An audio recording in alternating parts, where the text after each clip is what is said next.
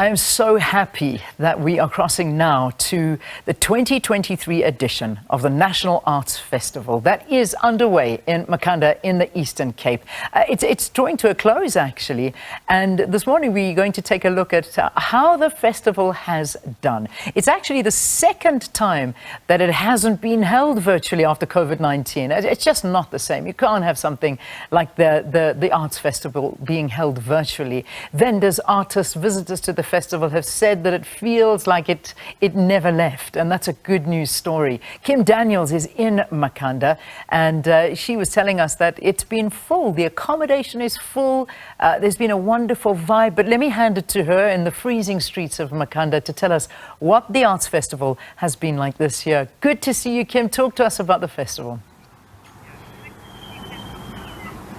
Good morning, Leanne, and thank you. As you said, good morning from a very chilly Makhanda, which has been the home of the National Arts Festival since 1974. So next year we will be celebrating 50 years of this amalgamation of artists, both locally and internationally, that come out, to put on a show, not just for the residents of this beautiful city, but also that of the rest of the country and visitors to the country. As you have mentioned, accommodation has been fully booked.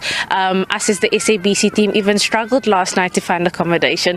Which is a very a good news story for the city, for the National Arts Festival. As we know, last year was the first time back post-COVID, but initially they started with 50% capacity, full masks, social distancing. But the day that the National Arts Festival started last year, the government did announce that it's 100% and no mask, everything is back to normal. But this year, back in full swing, and the people seem to be enjoying it. The vendors, the artists that we have spoken to seem to be enjoying it. But I'm joined now with the CEO of the National Arts Festival, Monica. Thank you so much for joining us. Thank you so much. It's wonderful to see you in a very chilly Makhanda.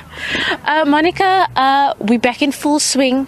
Everyone's excited. Everyone is happy to be here over the past 2 weeks. What has it been like at this year's edition of the National Arts Festival? Well, it's been a wonderful celebration of the arts, as it always is. But of course, we've had work that's been incredibly warmly received. Mamela Nyamza, Gregor Matoma, wonderful dancers and choreographers playing to capacity houses. We've had fantastic music.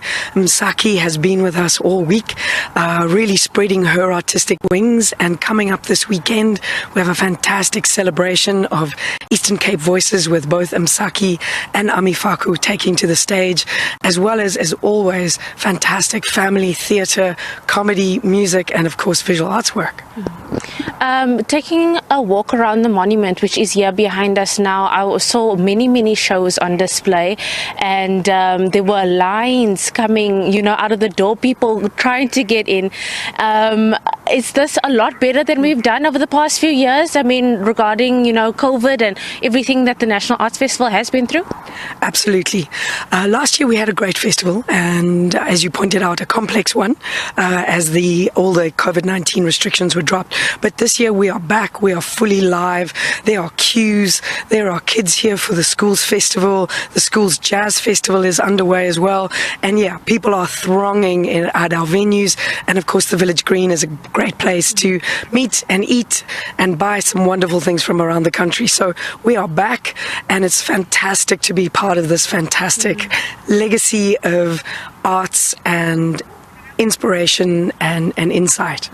Monica, I'm not going to keep you too long because I know you do have another engagement, but just lastly, next year is 50 years of celebrating the National Arts Festival. Makhanda being its home, can we expect something different? We know that Makhanda is the home to the Arts Festival. Every year is different, but I mean 50 is a big year. Absolutely, and like everybody approaching 50, you're evaluating your life choices, you're thinking about both what you've achieved, but most importantly, what the future is going to look like. So the 50 years is an opportunity for us to look back over the incredible legacy and, of course, the artistic talent that has been staged here over the last 50 years. But very critically, also a moment to imagine what a future National Arts Festival looks like and what the next 50 years is going to bring. So it's going to be a fantastic opportunity to bring partners new and old on board and to really focus on what we've achieved and where we're going from here.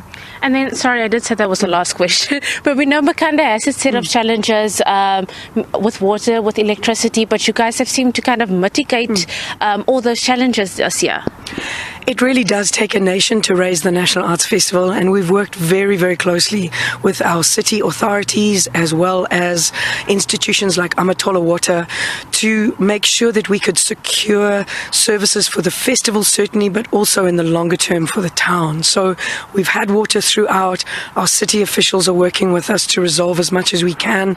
Through the Social Employment Fund, we've had about 2,000 workers with us, cleaning streets, filling potholes, doing what we can to make sure that the city is ready for festival, and we'll be doing the same next year as well. So watch this space. Monica, thanks so much for your time.